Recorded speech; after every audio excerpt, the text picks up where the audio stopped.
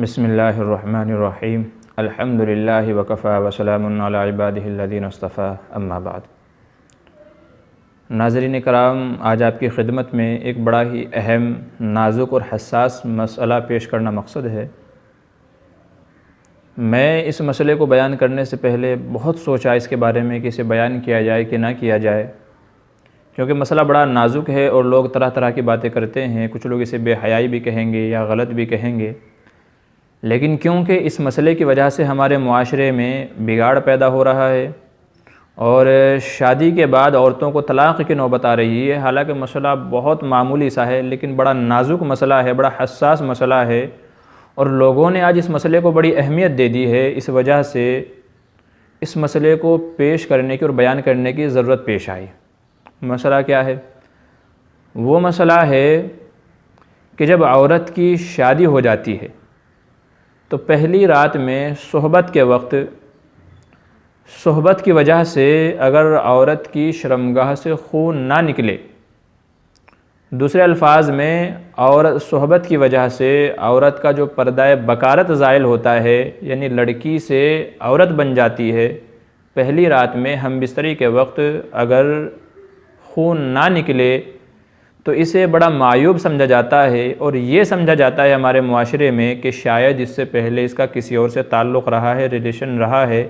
اور یہ لڑکی اس سے پہلے کہیں اور منہ کالا کر چکی ہے کہ جس کی وجہ سے فرسٹ نائٹ میں اس کو خون نہیں آیا۔ اور ہمارے اس معاشرے کے اندر افسوس کی بات اور بیوقوفی، جہالت کی بات یہ ہے کہ اس مسئلے کی وجہ سے طلاق کی نوبت آ رہی ہیں، کیونکہ ہمارے پاس ایسے مسائل آتے رہتے ہیں اور بہت مسائل اس طرح کے پیش آ رہے ہیں کہ صرف اس مسئلے کی وجہ سے کہ پہلی رات میں صحبت کے وقت اگر شرمگاہ سے خون نہیں نکلا تو یہ سمجھا جاتا ہے کہ عورت پہلے کہیں منہ کالا کر چکی ہے، کسی کے ساتھ اس کے تعلقات تھے، اس وجہ سے آج خون نہیں نکلا، لہذا اس کو طلاق دے دی جاتی ہے۔ تو اس معمولی سے مسئلے کی وجہ سے معاشرے کے اندر طلاق کے بڑے معاملات پیش آ رہے ہیں۔ شادی ہوئی اور اگلے ہی دن طلاق، کیوں؟ اس لیے کہ عورت کے دوسرے سے تعلقات تھے۔ بھئی آپ کے پاس کیا دلیل ہے؟ کیا وجہ ہے؟ آپ نے دیکھا ہے؟ آپ کسی کو جانتے ہیں؟ نہیں، تو پھر آپ نے کیسے جانا کہ اس عورت کے دوسروں سے تعلقات تھے؟ تو وہ یہ کہتے ہیں اس لیے کہ ہم بستری کے وقت خون نہیں نکلا۔ یاد رکھیے کہ صحبت کے وقت پہلی رات میں خون کا نہ نکلنا، اس کا یہ مطلب ہرگز نہیں ہے کہ عورت کے کسی دوسرے سے تعلقات تھے، بلکہ علماء یہ فرماتے ہیں کہ اصل میں عورت کی شرمگاہ کے اندر ایک بہت باریک پردہ ہوتا ہے، جیسے انسان کے کان کے اندر ایک بہت باریک پردہ ہوتا ہے، جھلی ہوتی ہے، کہ جس کی وجہ سے کان کے اندر جو گرد و غبار جاتا ہے وہ اندر تک نہیں پہنچتا، بلکہ جو جھلی رہتی ہے، کان کا جو پردہ رہتا ہے وہیں جا کر کے اٹک جاتا ہے، پھر جو کان صاف کرنے والی رہتی ہے اس سے ہم کان کو صاف کر لیتے ہیں۔ تو اس پردے کی وجہ سے کان کے اندر نہ میل کچل جاتا ہے اور نہ نہاتے ہوئے پانی اندر جاتا ہے۔ تو ایسے ہی عورت کی شرمگاہ کے اندر ایک بہت باریک سا پردہ ہوتا ہے، بہت باریک سی جھلی ہوتی ہے۔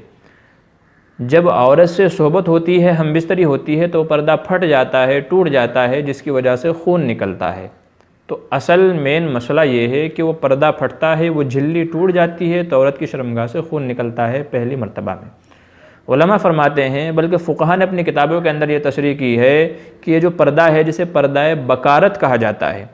شرعی اصطلاح میں باکرہ اس عورت کو کہا جاتا ہے جس کی ابھی تک شادی نہیں ہوئی ہے، اور سیبہ اس عورت کو کہا جاتا ہے جس کی شادی ہو چکی ہو۔ باکرہ، با الف زبر با، کرہ باکرہ، اور سیبہ سا یا با ہا سیبہ۔ تو باکرہ اس عورت کو کہا جاتا ہے جس کی شادی نہیں ہوئی ہے، اور سیبہ اس کو کہا جاتا ہے کہ جس کی شادی ہو چکی ہے۔ اسی لفظ باکرہ سے بنا ہے پردہ بکارت، یعنی جو ختم ہو جاتا ہے، تو یعنی جب عورت سے صحبت کی جاتی ہے تو پردہ ختم ہو جاتا ہے تو وہ باکرہ سے سیبہ بن جاتی ہے، تو اس کو پردہ بکارت کہا جاتا ہے، اس پردے کو، اس جھلی کو پردہ بکارت کہا جاتا ہے۔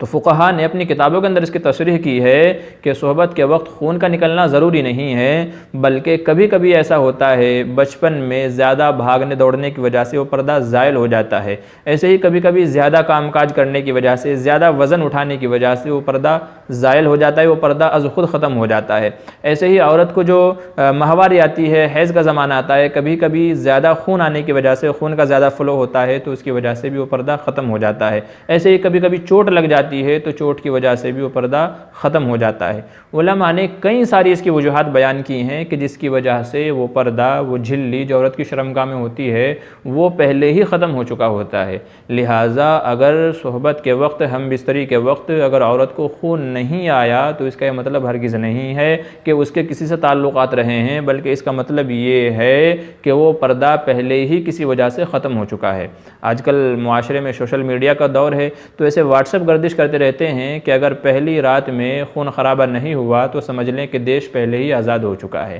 تو یہ سب جو میسیج ہیں اس طرح کے، یہ ہمارے اندر غلط تھاٹ، غلط سوچ اور غلط تھنکنگ ہمارے ذہنوں کے اندر پیدا کرتے ہیں، اور اس سے معاشرے کے اندر بگاڑ پیدا ہوتا ہے۔ غلط چیزوں کو یہ رواج دیتے ہیں، غلط چیزوں کو جنم دیتے ہیں۔ تو یاد رکھیں کہ اگر پہلی رات میں خون نہیں نکلا تو اس کا مطلب ہرگز نہیں ہے کہ لڑکی دھوکے باز ہے اور لڑکی کے کسی سے دوسرے سے تعلقات رہے ہوں، بلکہ اس کا مطلب یہ بھی ہو سکتا ہے اور یہ بھی ہے کہ عورت کا وہ جو پردہ ہے جس کی وجہ سے، جس کے پھٹنے کی وجہ سے خون نکلتا ہے، وہ پہلے ہی کسی اور وجہ سے تکلیف میں، مصیبت میں، چلنے پھرنے میں، اٹھنے بیٹھنے میں، یا تو ماہواری جو آتی ہے اس کی وجہ سے وہ پہلے ہی ختم ہو چکا ہے، جس کی وجہ سے اس وقت خون نہیں نکلا۔ لہٰذا اگر وہ ٹائم پہ خون نہ نکلے تو اللہ کے واسطے مسئلے کو سمجھیں، مسئلے کی حساسیت کو، مسئلے کی نازکیت کو سمجھیں۔ وہ عورت غلط نہیں ہے، بلکہ وہ کوئی اور وجہ ہے جس کی وجہ سے وہ پردہ ختم ہو گیا تھا، وہ جھلی ختم ہو گئی تھی جس کی وجہ سے خون نہیں نکلا۔ اس لیے طلاق کے جو مسائل ہمارے درمیان پیش آ رہے ہیں، میں اسے لوگوں سے التماس کرتا ہوں، ان سے گزارش کرتا ہوں کہ اللہ کے واسطے مسائل کو سمجھیں اور صرف اس معمولی سے مسئلے کی وجہ سے کسی کی زندگی کو برباد نہ کریں، کسی دوسرے کے گھر کو برباد نہ کریں، کسی دوسرے کی عزت سے کھلواڑ نہ کریں۔ یقیناً جس سے شادی کی اور پہلی ہی رات کے بعد اس کو طلاق ہو گئی تو کیا اس لڑکی کی عزت رہ گئی، کیا اس کے گھر والوں کی عزت رہ گئی؟ جبکہ مسئلہ کوئی شرعی مسئلہ نہیں ہے، یہ کوئی شرعی مسئلہ نہیں ہے، یہ کوئی شرعی اصول اور ضابطہ نہیں ہے کہ اگر خون نہیں نکلا تو اس کے غلط تعلقات تھے، وہ پہلے ہی کسی سے جو ہے منہ کالا کر چکی ہے۔ اس کا مطلب ہرگز نہیں ہے، شریعت میں ایسا کہیں نہیں لکھا ہے، بلکہ شریعت نے تو اس کا الٹا دفاع کیا ہے اور اس کو ختم کیا ہے کہ اگر خون نہیں نکلا تو وہ اس کی اور وجوہات بھی ہو سکتی ہیں، منہ کالا کرنا ہی ایک وجہ نہیں ہے بلکہ اور دوسری بھی وجوہات ہو سکتی ہیں۔ اس لیے جو لوگ ایسا سمجھتے ہیں وہ قطعاً غلطی کے اوپر ہیں۔ یاد رکھیں میرے عزیزوں، میرے دوستو، شریعت نے ہمیں بڑا پیارا دین دیا ہے اور ہر طریقے کے مسائل ہم کو بتائے ہیں، ہم کو سمجھائے ہیں۔ ہمیں ضرورت ہے اسلامی تعلیمات کو حاصل کرنے کی، اسلامی مسائل کو معلوم کرنے کی۔ تو آج معاشرے کے اندر جو یہ سوچ بنتی جا رہی ہے، جو یہ تھنکنگ بنتی جا رہی ہے کہ فرسٹ نائٹ میں خون نکلنا چاہیے، یہ قطعی طور پر غلط ہے۔ اگر کسی کے ساتھ ایسا ہوتا ہے، اسے خون نہیں نکلتا، اس کا مطلب ہرگز نہیں ہے کہ اس کے غلط تعلقات تھے، بلکہ مطلب یہ ہے کہ کسی اور دوسری وجہ سے وہ پردہ پہلے ہی زائل ہو چکا ہے کہ جس کے پھٹنے کی وجہ سے خون نکلتا ہے۔ اس لیے مسئلے کو سمجھیں، مسئلے کی حساسیت کو، مسئلے کی نازکیت کو سمجھیں، اور اس طرح کے جو لوگ اپنے ذہنوں کے اندر جو سوچ رکھتے ہیں وہ اپنی سوچ کو ختم کریں، بلکہ شریعت کے مسائل کو سمجھیں اور خوشگوار زندگی گزاریں، اپنے اوپر اطمینان رکھیں، اپنی جو ہونے والی اہلیہ ہے اس کے اوپر یقین رکھیں، اس کے اوپر اطمینان رکھیں۔ یہ گھر والے بھی خوش رہیں گے، لڑکی کے گھر والے بھی خوش رہیں گے، اور ایک صالح اور نیک اور دیندار معاشرے کی بنیاد پڑے گی۔ یہ مسئلہ بڑا حساس ہے، بڑا نازک ہے، لیکن چونکہ ایک غلط خیال، چھوٹا سا مسئلہ ہے لیکن ایک